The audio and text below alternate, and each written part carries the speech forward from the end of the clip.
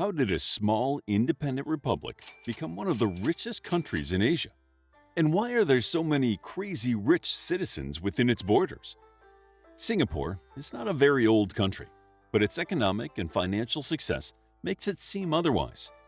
The history of modern-day Singapore starts in the early 19th century, but the history of mainland Singapore, or the island of Singapore, goes far back. Before the 14th century, the island was an outpost of the Sumatran Empire of Srivijaya. We know that by the 14th century it existed as a trading settlement. At the time, the Kingdom of Singapura, for that is what it was called, was an Indianized Malay Hindu-Buddhist kingdom, and it continued to exist in that form for almost an entire century. Finally, the last ruler, Parameshwara, or Sri Iskandar Shah, fled to the west coast of the Malay Peninsula to establish the Malacca Sultanate.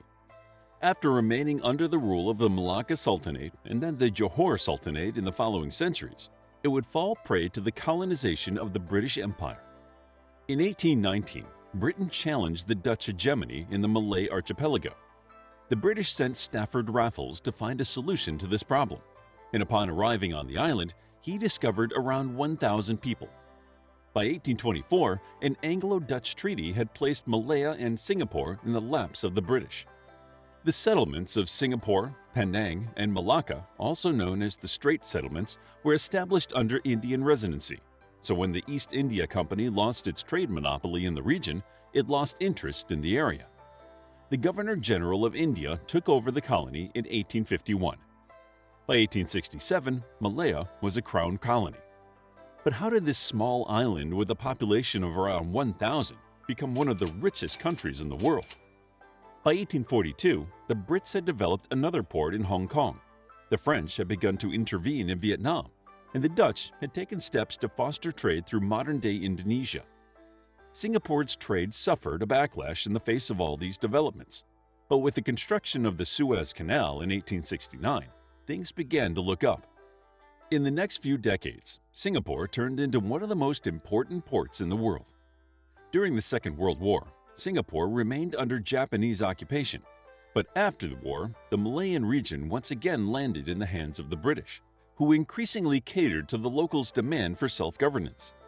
Singapore joined the Federation of Malaya in 1963, forming Malaysia, and was excluded from it 2 years later due to ethnic, political, and economic tensions. When Singapore became an independent republic in 1965, it was a poor country with no shortage of problems. A massive unemployment crisis loomed large.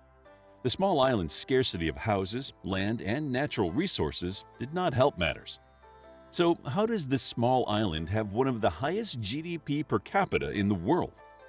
Singapore is known as one of the 4 Asian tigers, joining the company of South Korea, Hong Kong, and Taiwan.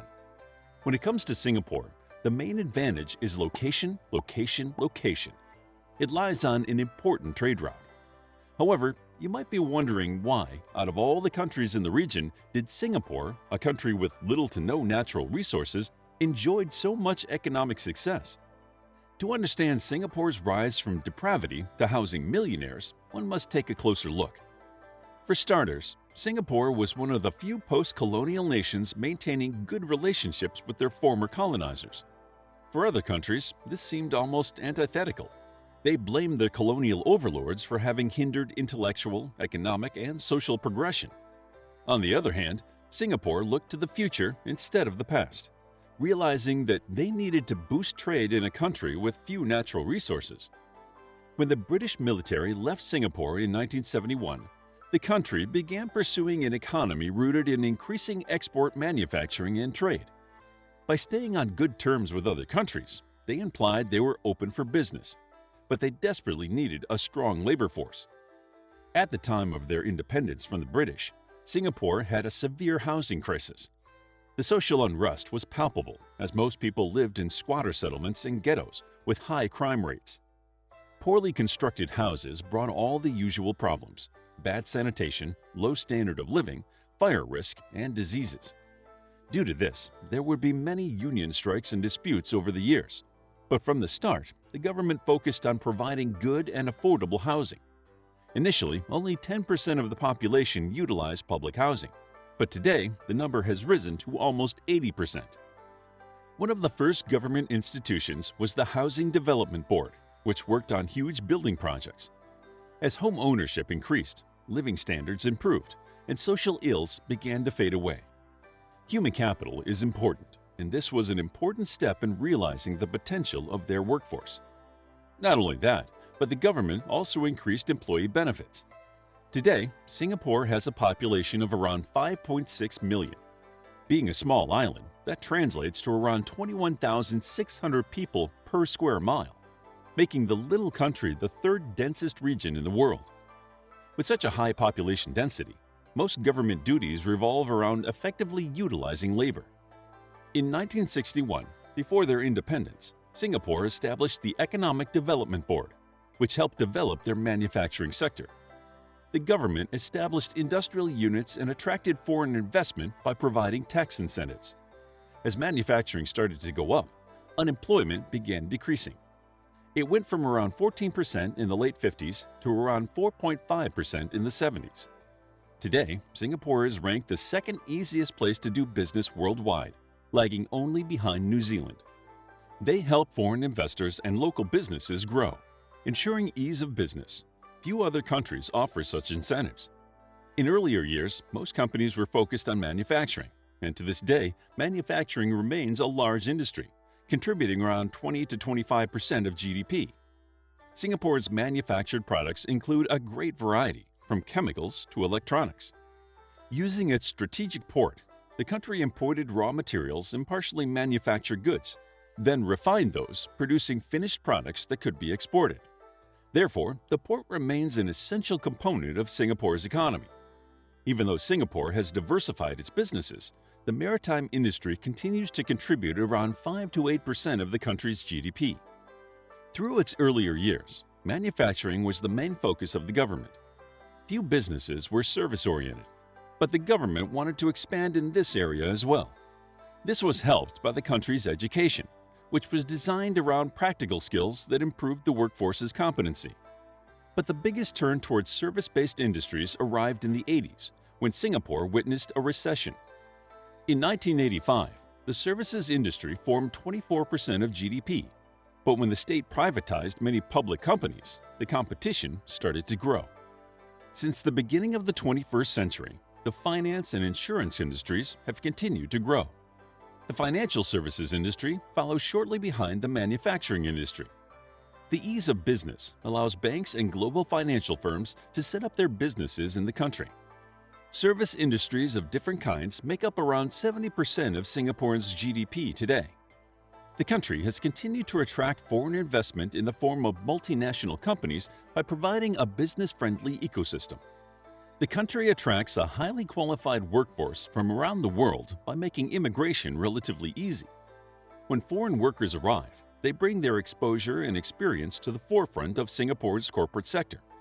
By giving this pool of talent and experience an opportunity to stay in one of the richest countries in the world, the government ensures that the country does not fall behind international standards. All this brings us to the most crucial factor of the country, the government. Singapore's first Prime Minister, Lee Kuan Yew, who entered office in 1959, remains one of the longest-serving leaders in the modern world, having spent 31 years in office. He remained a critic of democracy and Western ideals, as he believed that democracy, with the exception of a few countries, had not helped developing countries. A politically stable environment allowed the government to function with little resistance with him at the helm. The soft authoritarian rule made it easy to implement anti-corruption legislation. Singapore's government has always tried to match their employees' salaries to their counterparts in the private sector, ensuring that competent people remain in the fold. A government can do this because as an economy grows, its operating revenue increases alongside it. In the case of Singapore, most of its government revenue comes from the corporate sector. While the corporate sector enjoys tax incentives, they are still large local and international companies that earn a lot of money. A considerable share of tax revenue is also collected in the form of income tax. Over the country's short history, the government has spent money on public works like housing, education, and most importantly, infrastructure. There are paved roads everywhere. The transit system is great, and transport is efficient. However, This was not the case in the 70s and the 80s. The major improvement in the country's infrastructure arrived in the form of CHANGI Airport in 1981. The airport allowed the heads of multinational companies to easily make their trips to the business hub of Southeast Asia. This project, as well as the improvements in mass rapid transit, were done by borrowing money from international institutions. But the risk of taking out loans paid off in the following years. The political stability allowed Singapore to plan ahead, especially economically. A crucial part of this planning is building up strong reserves. MAS, TEMASEK, and GIC, the three organizations that manage the reserves, hold up to around $800 billion in assets. Why is this important? The reserves provide some protection in case of emergencies. Singapore's port and its geographical location play an important role in the economy. Globalization may reduce the significance of this location. Construction of more canals and routes in the region will, however, help neighboring countries boost trade. Singapore has been reaping the benefits of its location for a long time, but in the future, other countries in Southeast Asia may choose to build high-cost ports, canals, and other infrastructure. Until that happens, Singapore will probably continue to grow richer. When discussing Singapore's high standards of living and its boastful economy, an important thing to consider is how the locals feel about it. While Singapore has an incredible economy, the average Singaporean does not live like a millionaire. Presently, two social problems plague Singapore: the high cost of living and economic inequality. Singapore is one of the most expensive cities to live in, if not the most expensive. While household products may be relatively cheap, clothes and automobiles are notoriously costly. On the other hand, the country has no shortage of millionaires, and it is not unusual to attract them from other countries like China. Singapore is known for being a haven for the crazy rich. The government considers the issue of social inequality a top priority, but how they will tackle the problem remains to be seen. At present, however, the Singaporean economy is one of the best in the world. While some issues linger in the background, it is a very stable economy on paper, with high government revenue, consistent surplus, and no external debt. In recent years, especially post-COVID, the issue of inequality has remained a big concern for the Singaporean government, and there are growing fears about the future. Even the richest countries in the world are not that easy to govern. We hope you enjoyed this video on how did Singapore become so rich. To learn more about Singapore, check out our book, History of Southeast Asia, a captivating guide to the history of a vast region containing countries such as Cambodia, Laos, Thailand, Singapore, Indonesia, Burma, and more. It's available as an ebook, paperback, and audiobook. Also, grab your free mythology bundle ebook while it's still available. All links are in the description. If you enjoyed the video, please hit the like button and subscribe for more videos like this.